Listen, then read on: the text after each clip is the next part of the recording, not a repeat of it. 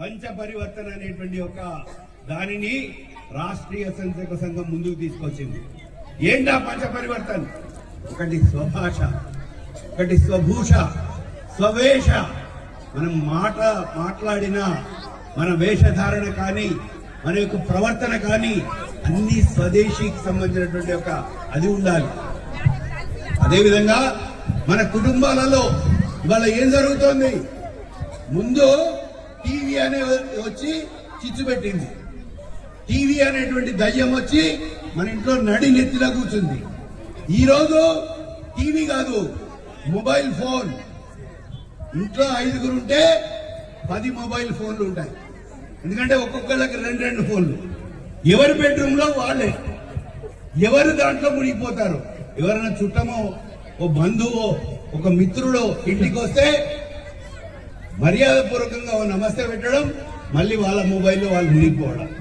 ఇది కాదు కదా భారతీయ కుటుంబ జీవన వ్యవస్థ.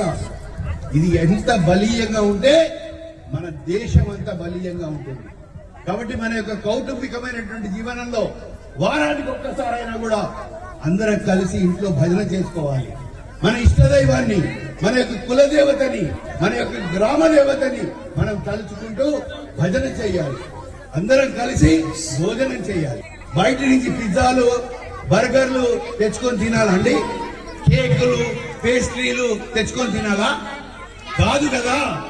మన ఇంట్లో శ్రీఖండ్ తయారు చేసుకోవాలి. మన ఇంట్లో ఏదైతే తయారు చేసుకోగలుగుతామో మజ్జిగ తయారు చేసుకొని పిల్లలకి ఇవ్వండి, బాదం పాలు ఇవ్వండి. అంతేగాని కూల్ డ్రింక్స్ కాదు.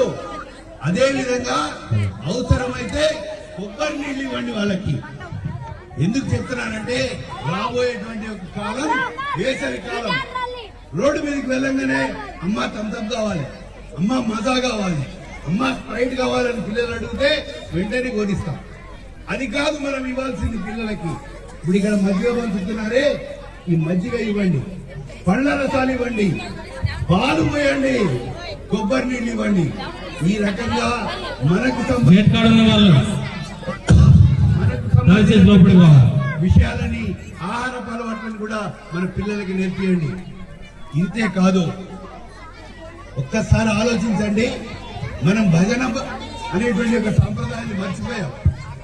ఎందుకు మర్చిపోయామంటే మనకు వచ్చినటువంటి యొక్క వివిధ కారణాల కారణంగా, మనకున్నటువంటి యొక్క వ్యూస్ అండ్ ఫ్యాన్సీస్ కారణంగా.